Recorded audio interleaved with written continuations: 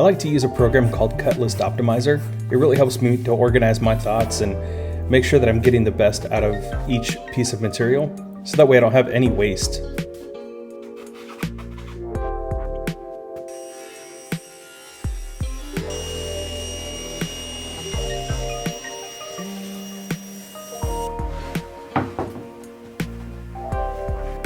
I just got done cutting this 38-inch cross cut for the backs. So my fence is already set for 38 inches. And so I can go ahead and use that to cut this scrap piece here at 38 inches.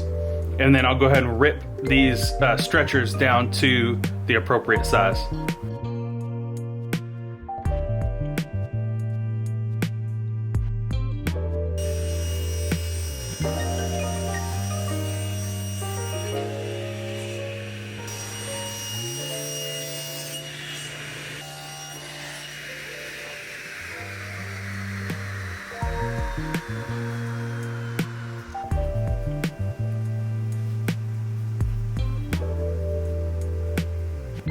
I like to label my parts as I'm cutting them off because if you've got a large job, you may tend to get confused on what's for what piece.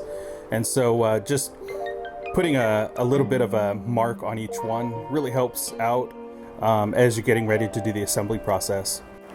All right, so now I've got the backs, the sides, and the stretchers done for the two file cabinets, and it's time to work on the face frames. So on the CutList Optimizer, this is the poplar. It's an 8-foot piece and 10 inches wide is how I have it broke down in the system. So I'm gonna do the cross cut here at 35 inches. And then for the rest of the piece, I wanna do the rips here at 2.5 inch first. So that way I don't waste all this over here in case I need some longer pieces.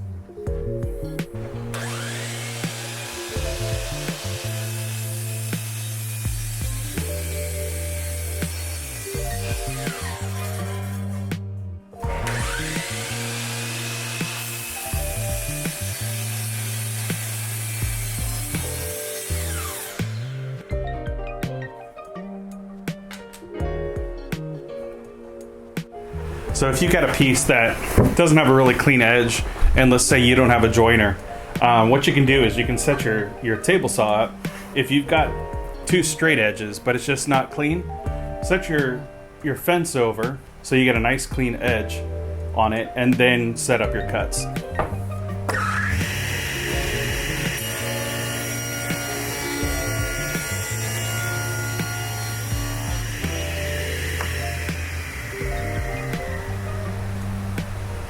All right, now let's set the fence up to the 2-inch rips. Flip the board over so we're cutting on the clean edge.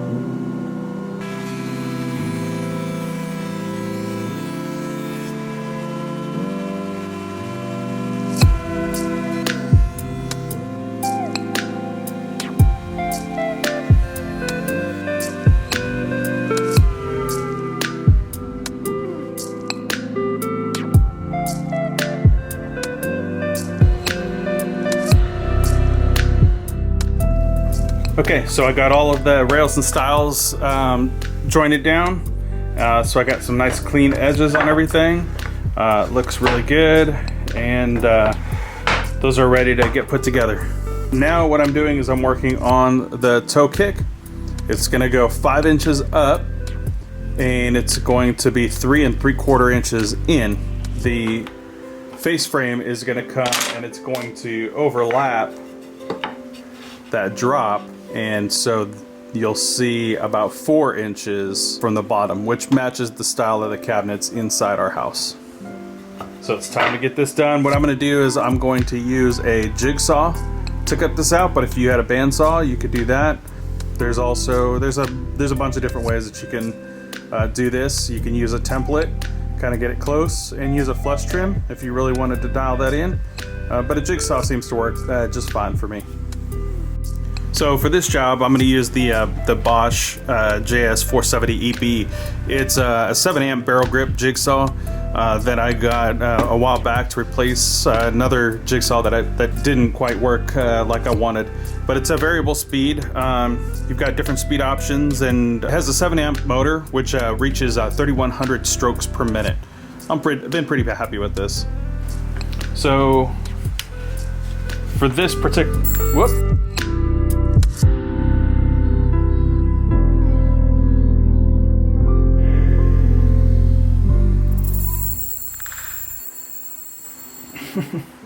Nice. For this, I'm going to put on a clean cut blade. Should give us a nice quality cut.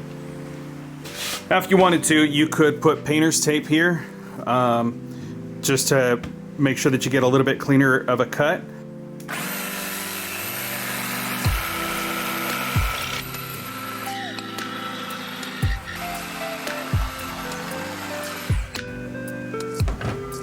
So that's what it looks like without blue tape.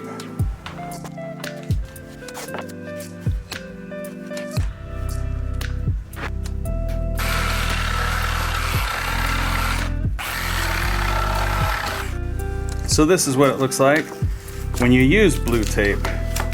Same blade, different results.